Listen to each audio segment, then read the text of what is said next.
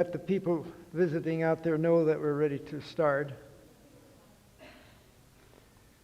One thing on the question came about herbs. I haven't dealt much in that, but there's the man that's head of nutrition for Andrews University wrote a book on herbs. He's an expert in it, and I think it's in the ABCs. I can't remember his name, but he's really qualified to know the depths of them, and I recommend he as an expert to deal with on that subject, and because there are many very effective herbs for a variety of things. I don't have any problem there, but the devil hijacks good things over and over again, and now it becomes difficult to separate between where he has changed things and so forth, and that's a subject I leave to that gentleman on there.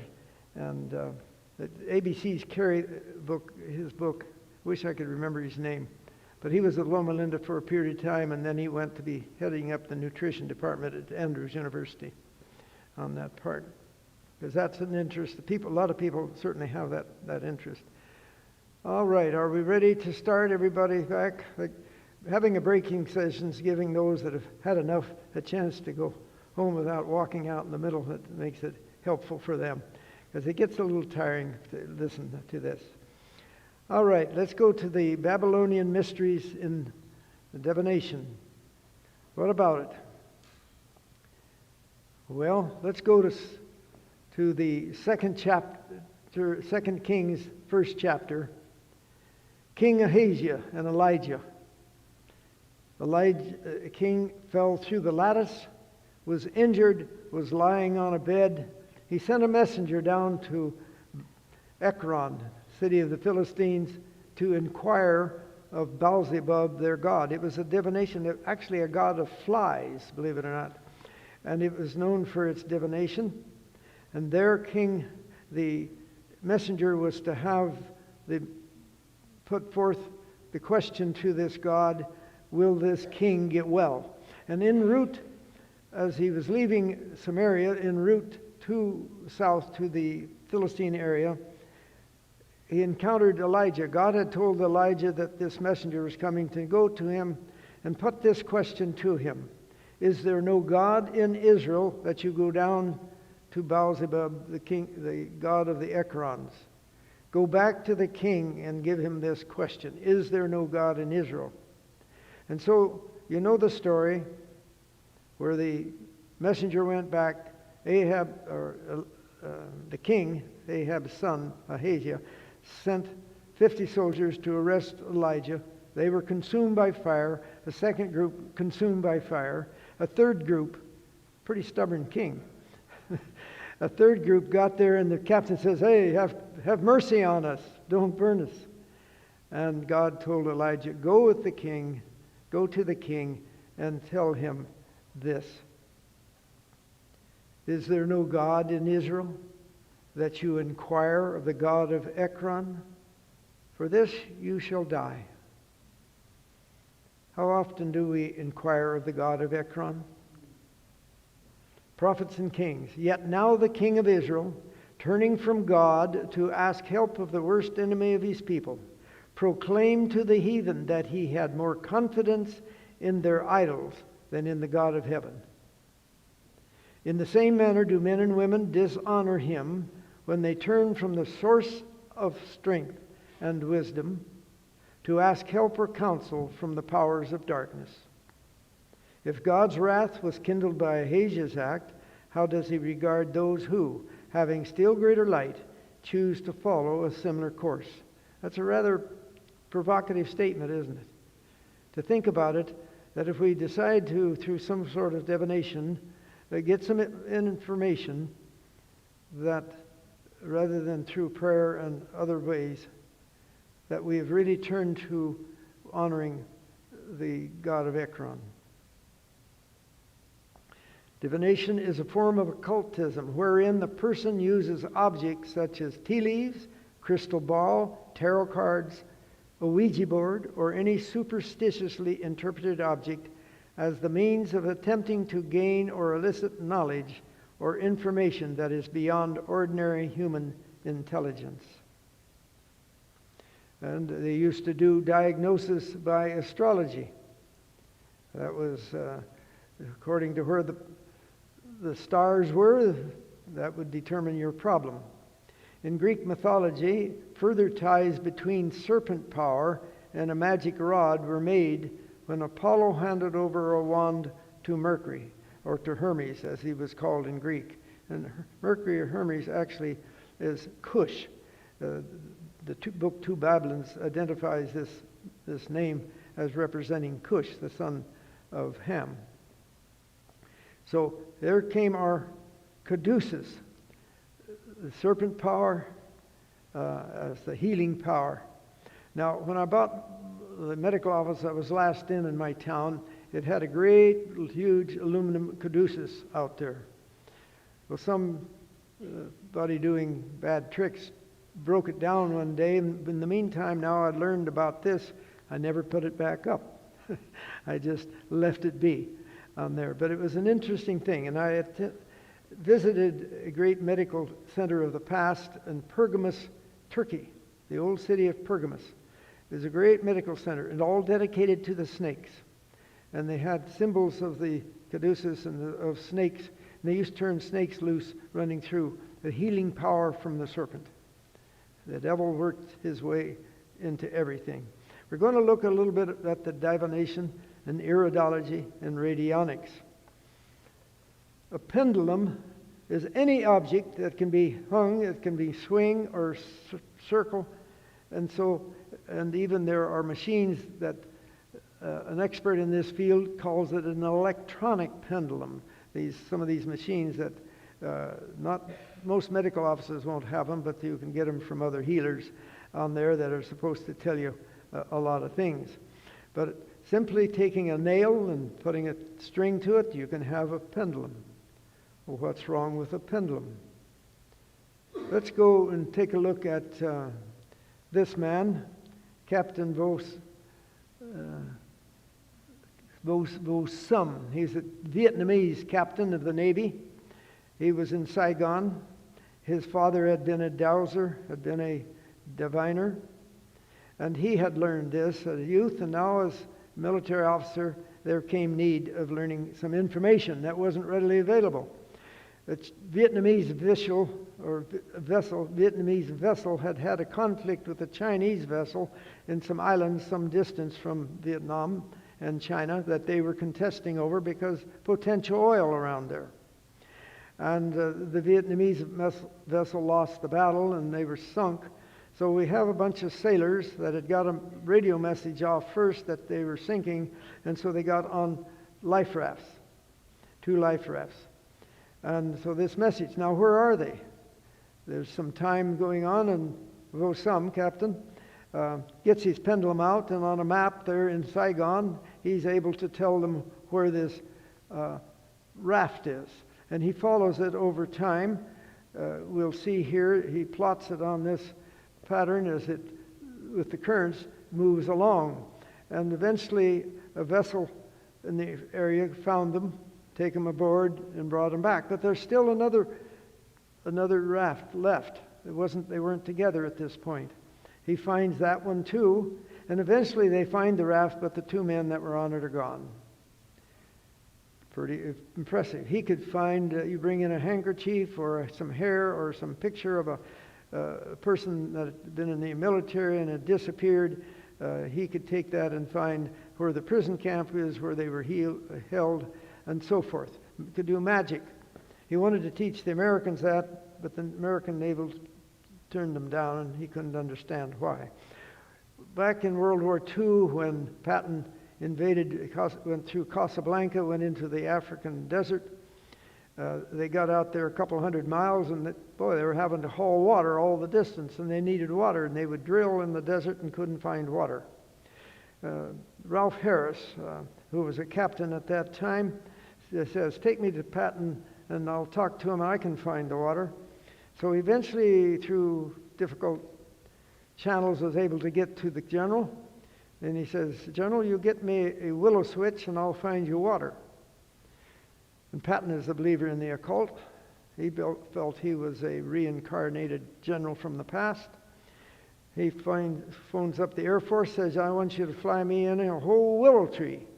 And somebody says, what do you want done? And then a bunch of profanity, just get the tree here. So the story goes.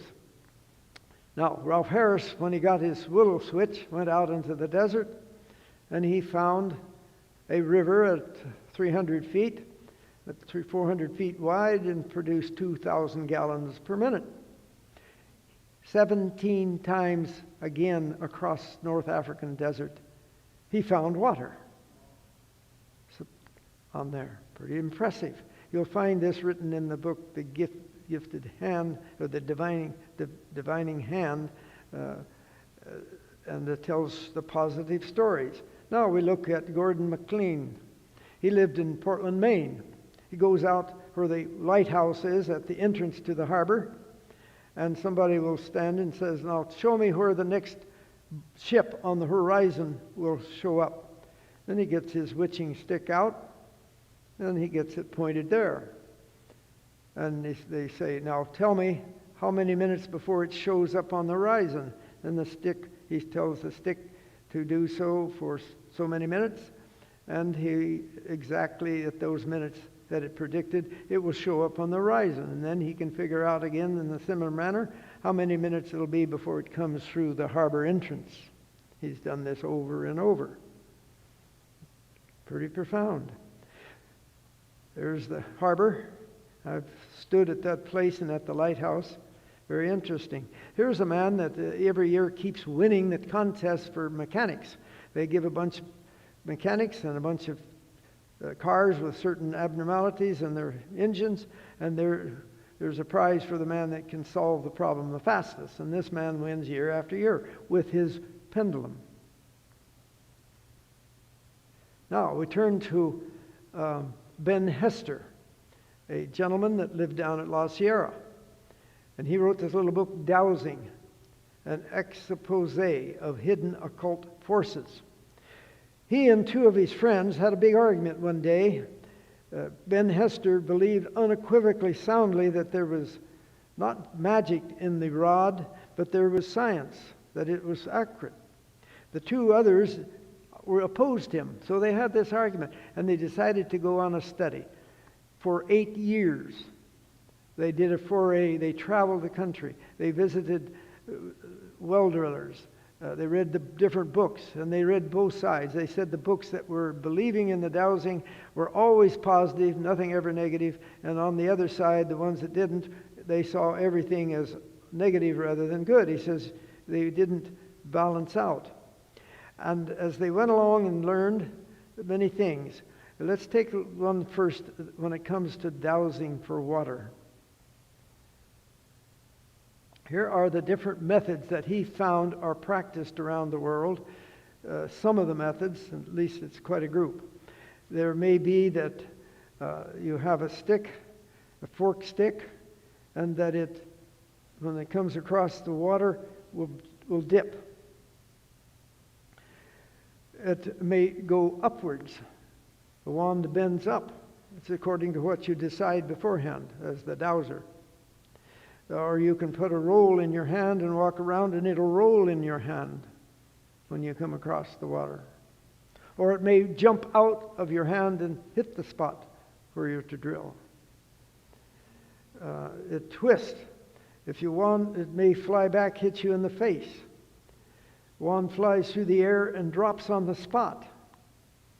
The wire bobs up and down. Now, I had a patient, an old Dutchman, that came in my office and he was just weeping. His shoulder had acute tendonitis of the shoulder. Could hardly move and couldn't stand it. I treated him, gave him an injection in there, and we walked out. It was not hurting anymore, and the medicine that he was given, it cleared it totally up. Came back a couple of weeks, says, "You ruined my bobbing arm." "What do you mean I ruined your bobbing arm?" "Well, I do bobbing for water, and it was more sensitive when it hurt, and now it's well." So he was joking with me, but he didn't act like it at the time. And I said, "Well, what's bobbing?" So one day he came up. I didn't ask him, but he came up to my home. He and his wife came up to my home one day. I wasn't working, and he wanted to show me how he bobbed for water. He had a 5-gallon can that he sat down on. He had a pen and a pad of paper that he put on his knee, and so he could write. And then he had a wire about this long, put a curl on the end, a straight, heavy wire, so it was stiff. And he put that on this knee, sticking out, and a light bulb in the middle. I expected the light bulb to light up. Didn't. And now as he sat there, he chose the place, and the wire began to go up and down, up and down. And he would count how many times, then it would stop. And now it would go back and forth, and he wasn't moving anything. And then it would stop. Now up and down again, up and down, then back and forth. And so I says, well, is it up and down? What does that represent? 1 foot. Back and forth tells you how much water at that level. And so he did this several places around my place. Water was everywhere, or amounted to, really, because it didn't matter where I drilled. And so at about 110 feet was the recommended level. So as he's doing this, I came up and I said, that represents a foot. Yeah. Well, how come over in Europe when it bobs, it represents a meter? He didn't have an answer. Some months later, a relative who belonged to a dowsing club, dowsed for water, came to visit me. So I put the question to him. Oh, no problem. You just decide in your mind beforehand what the measurement's going to be, and the machine, or the rod will do it. That told me a lot there. I didn't go further with him. But as we continue to look here, a pendulum will rotate perhaps, or it may swing. You can rotate whichever direction you want for a positive or a negative. Now in England, they will take a metal band that's out like this and hold it, and when they come into water, it slaps them back in the stomach. We have some that may, as you notice up here, they may have water that suddenly appears in their mouth without any instrument, but just water will come into the mouth. The wires, they may have a right angle wires that come out, and they hold the wires here.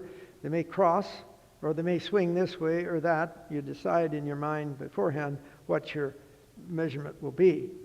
The pendulum over a map. You can take a map, and it's of a distant country or a distant island, and put a pendulum over it, and it'll point where the water is.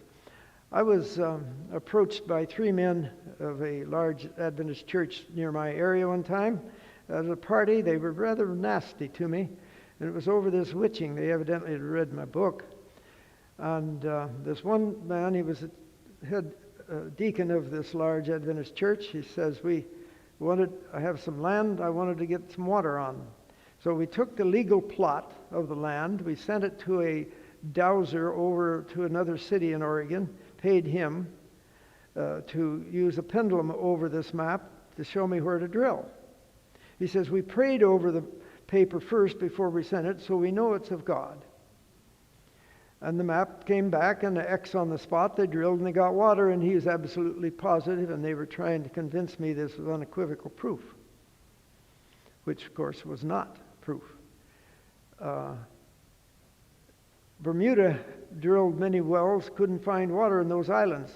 1,000 miles away, they took a map in New York, put the X on it, they did the dowsing, sent it, they drilled, and got wonderful water.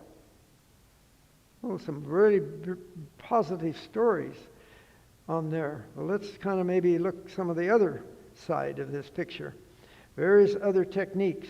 So we've told the positive. There's the Englishman going around, and that band will come back and slap him in the abdomen.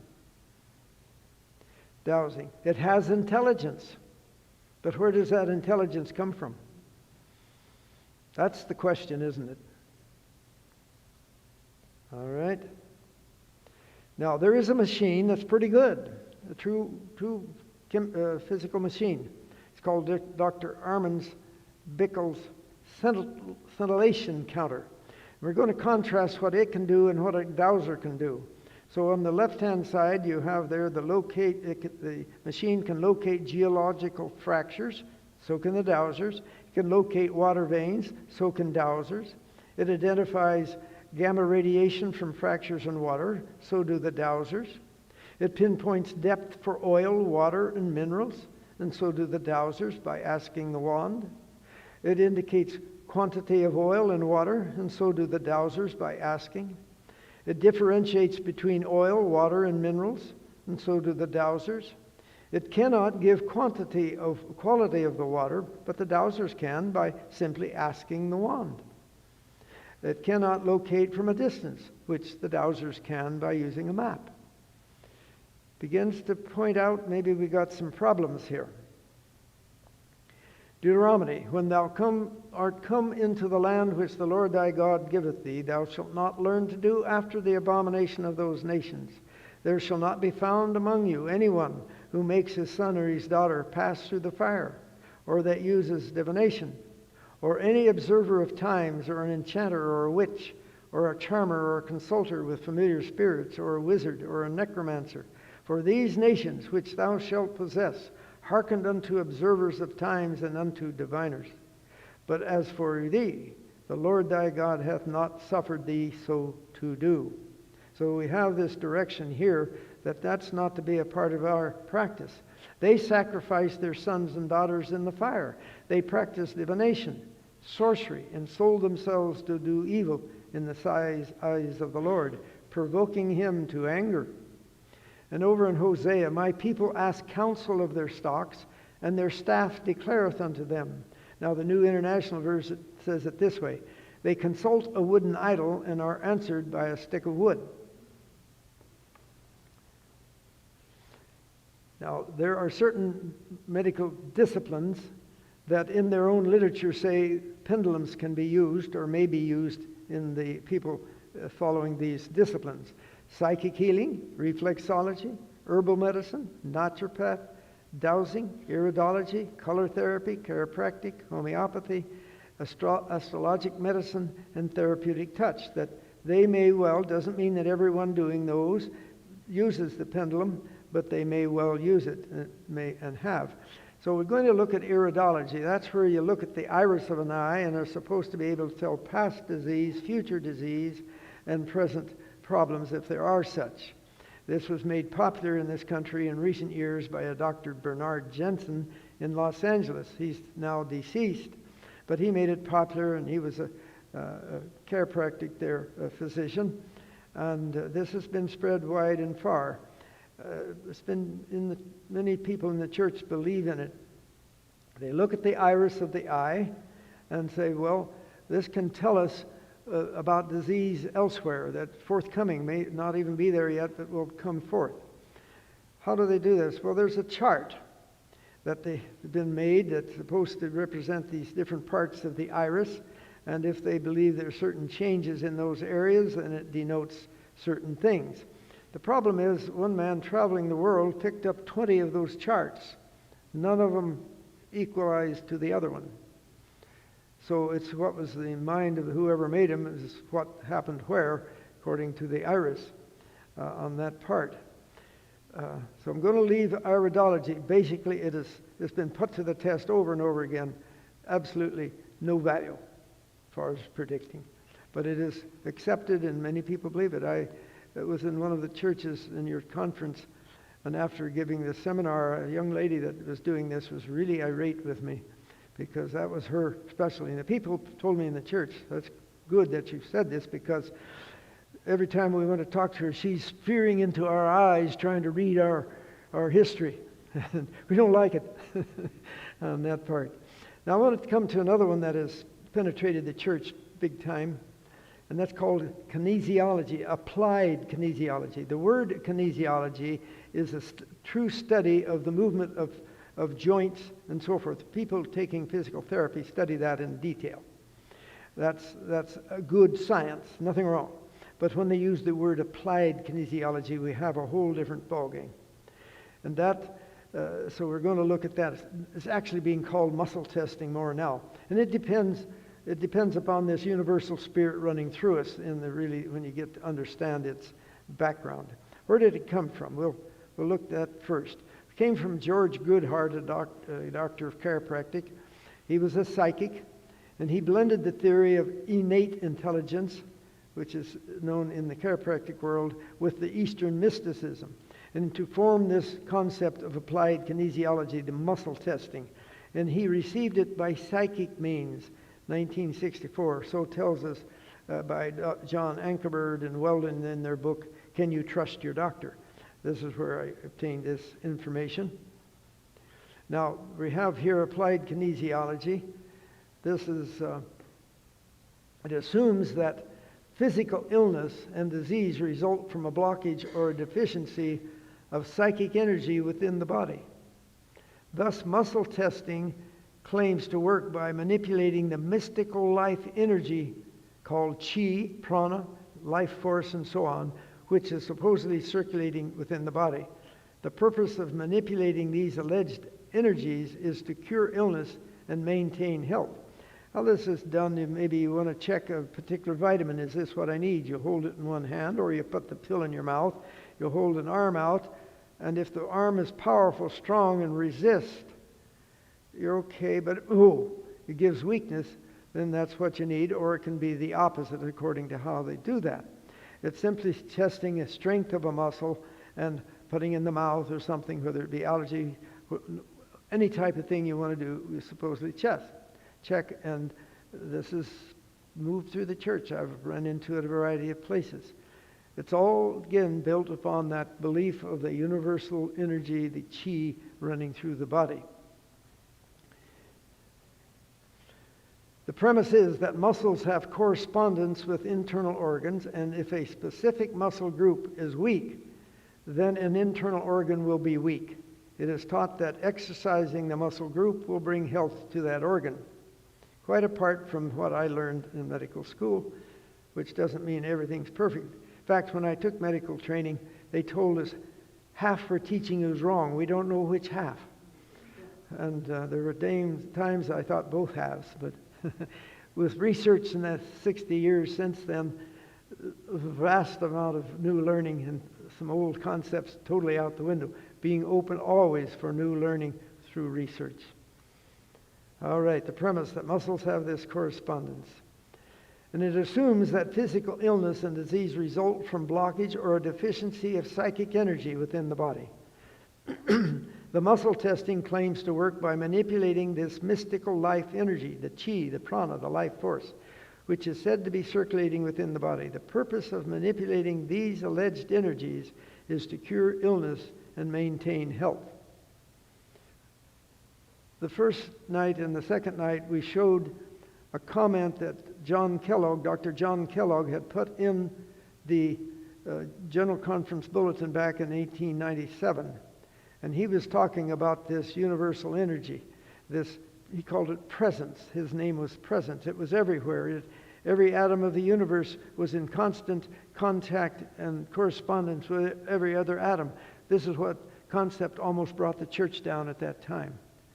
And it was called spiritualism by Ellen White, called the spirit of the essence flowing through the body, a very concept that would bring great confusion and do away with teachings of the Bible. And we were warned that that was the Alpha, that there would be an Omega. Now I'll leave you decide whether understanding that the Omega is about here, it can be many other aspects of spiritualism as well. But I believe this is a part of it. This type of thing coming back through, because it's on the exact same premise. The basic core issue of these things we're talking about is exactly what Dr. Kellogg was promoting and teaching. The muscle testing is also based upon certain beliefs of the chiropractic belief of innate, including some forms that Dr. Palmer's theory of the innate intelligence, an ancient and on ancient Taoism. So let's move on through that. We don't want to take much time, but they, test allergies, vitamin deficiency, mineral deficiencies. If it was so good, doctors would be using it. It really doesn't work. We come to another one. It's called the sway test. If you want to go pick up a watermelon, you pick it up and hold it on your stomach, and if it's a good one, you will get pushed forward. If it's a bad one, it'll push you backwards. So in anything you want to test. What was interesting in the opening paragraphs of the General Conference Biblical Research Committee's report on the New Age and these things, it goes into these divination, and the people was telling that in their people, the church and leaders going into a grocery and putting a pendulum over the plants or the oranges or whatever to test them. That this is ongoing, and it surprises you. They had one after another story about that type of thing. So it's not something brand new just of late. Psychometry, we have the radionics, the theory that all matter radiates impressions through subtle energy, through vibrations. At that supposed creation, when the yin-yang came together, when the positive and negative part of this universal energy became one, supposedly there was a great vibration, an oom sound, that everything thereafter has a certain frequency that's peculiar to them. And so we have many machines today that are supposed to be able to check your frequency, and if it's out of balance, they can zap it with certain energy and put it and straighten it out. This is many healers practicing this. You don't find these in doctors' offices. The theory that all matter radiates impressions through subtle energy that moves faster, subtle, is talking about that which is faster than speed of light and may be perceived by a psychic or a machine. Oh, that's what's interesting. They will teach you that not everybody can do it. It has to be somebody that's deep into the occult to get a good results. From their own organizations, they will say this. And we can agree with that. The psychometry, the measurement, clairvoyant sensitivity whereby the psychic touching an object can pick up impressions of the life and experiences of the object's owner. Give me a handkerchief, the person will say, the psychic will say, give me your handkerchief or give me a lock of hair and I can tell your past, your future. If you have disease now, that's all that's necessary. This is a practice that's done. And the radionics is using machines to do the same thing. I had a patient that came in to me one day. A 3-year-old child was brought to me by the parents, and a chiropractor, who was actually one of our church members in that area, had diagnosed acute leukemia. He'd taken some saliva from the child, put it on a glass slide, sent it to a dowser, who looked it over with some machine somehow, and they came back acute leukemia. And so the child wasn't really sick. So they brought the child in to me, wanted to know if I found leukemia. We did a blood count, sent the child to the laboratory, perfectly normal, no findings of any type of problem. But that didn't settle. Fear had been put in the minds of the parents. I sent the child on to a specialist. He agreed with me. Still didn't take the fear out that this was so.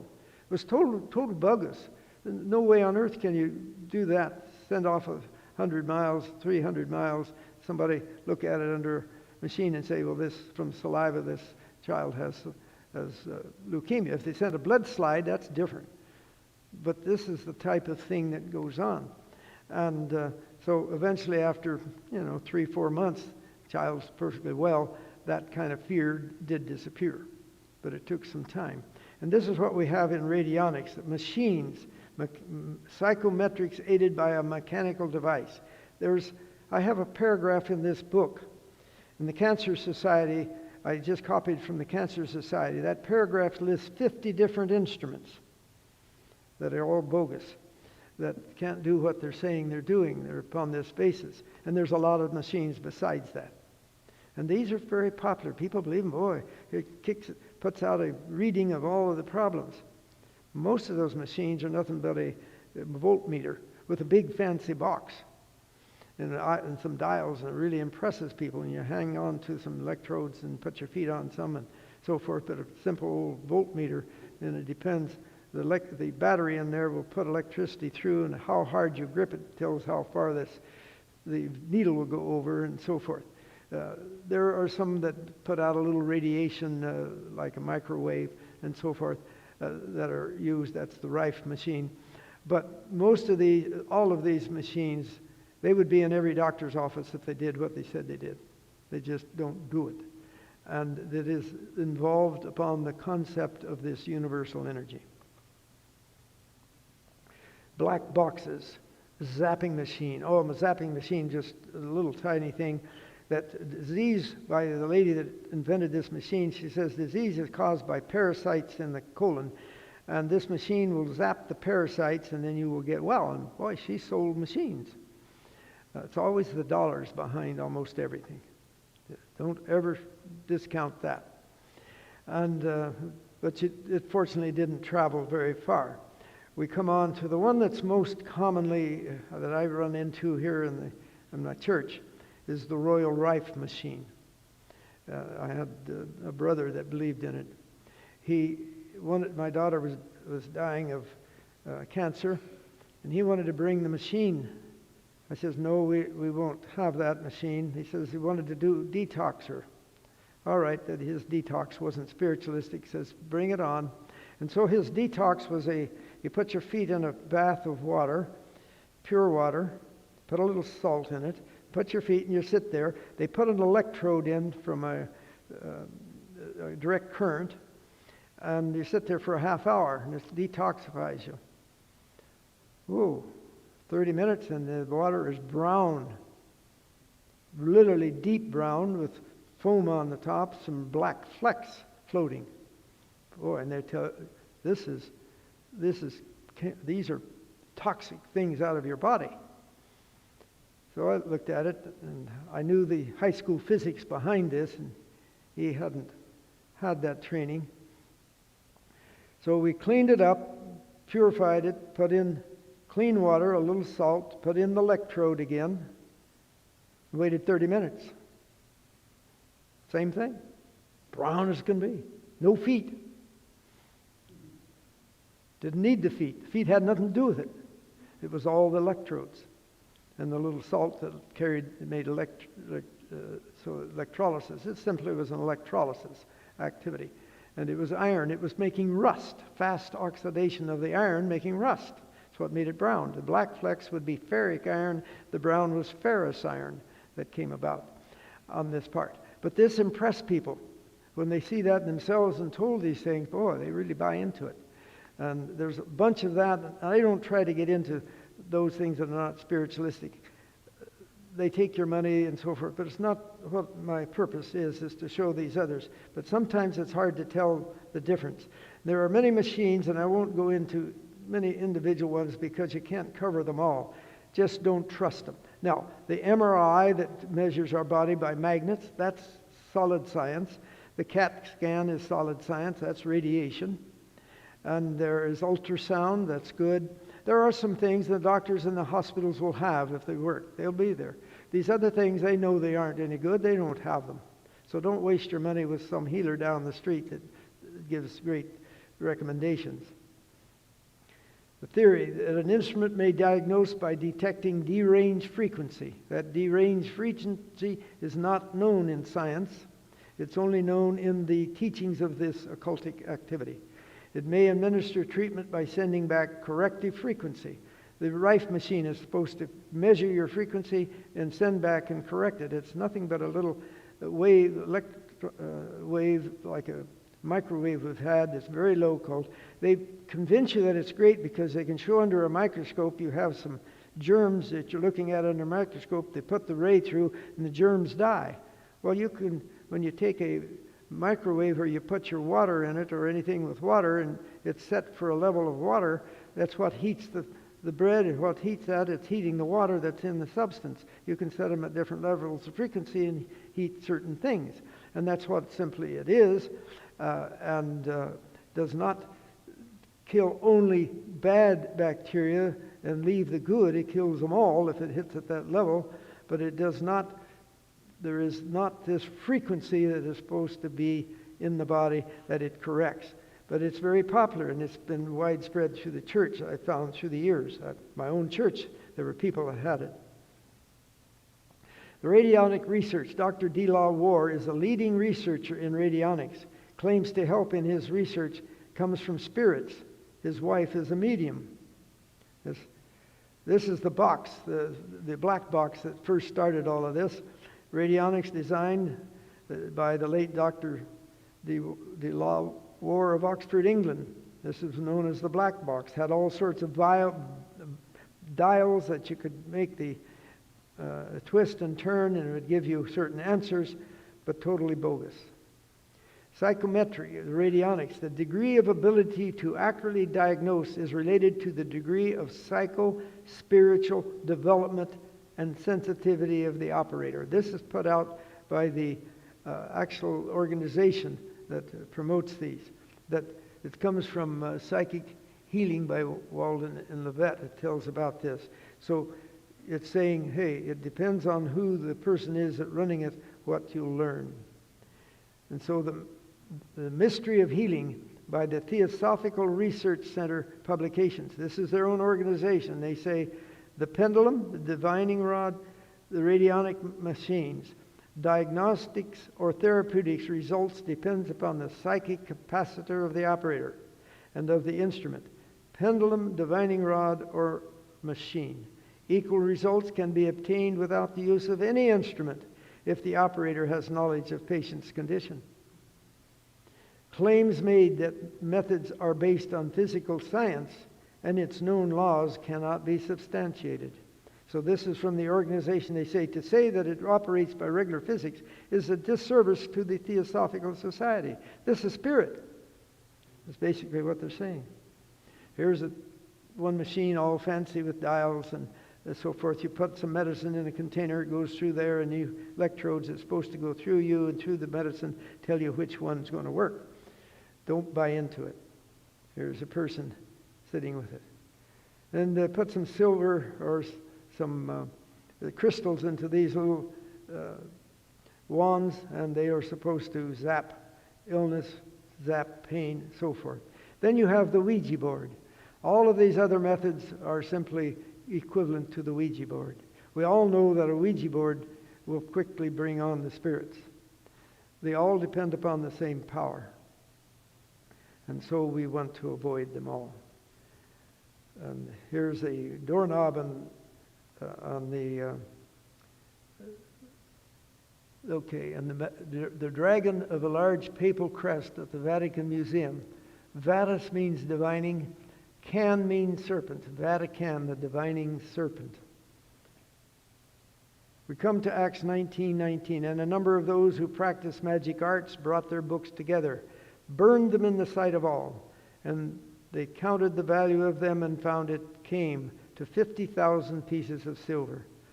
You know of this in the book of Ephesus, the story. Well, I think it's in Acts, the story. But anyway, how that they brought their books and burned them in the street. And where did those treatises come from? What were they? Who had owned them? Those treatises on divination contained rules and forms of communication with evil spirits. They were the regulations of the worship of Satan, directions for soliciting his help and obtaining information from him. And then we're told also that when Paul was in Ephesus, even a handkerchief or a cloth that he contained was taken to the sick, and they would heal the sick. What happened was God was, through Paul, doing such great things that it was outdoing the magic that was being done from the temple of Diana. There were magic healers being there. And these books were coming from those that had been in the temple and saw that Paul's magic was much stronger. They became converted, became into the church. And therefore, they saw that their books were no value, and they brought them and they burned them. Rather than selling them to others, they burned them. This came from the Spirit Prophecy, tells us this. And have no fellowship with unfruitful works of darkness, but rather expose them. And today, that's what we have been attempting to do. Any questions at this point? Yes? What about Hair hair analysis? analysis? Okay. Thank you. She asked, what about hair analysis? That's where you take a lock of hair, they send it in, and they check for all sorts of minerals. I tried that once to see and sent some samples in, sent my own in. We found in medicine you can't trust it. Let's say your hair, you have in the air a lot of contaminant when they had a lot of lead in the gasoline. Your hair may pick up a lot of lead from the combustion in the car and the automobiles and the motors, and you have a lot of lead there that's not in your body otherwise. And so it didn't turn out to be, and it's really not used by those that are skilled in the knowledge of the sciences. They're being used by certain people, and they'll make great proclamations. I quit having anything to do with it myself, and that was years ago on that part. There's a lot of things that would not be spiritistic, would not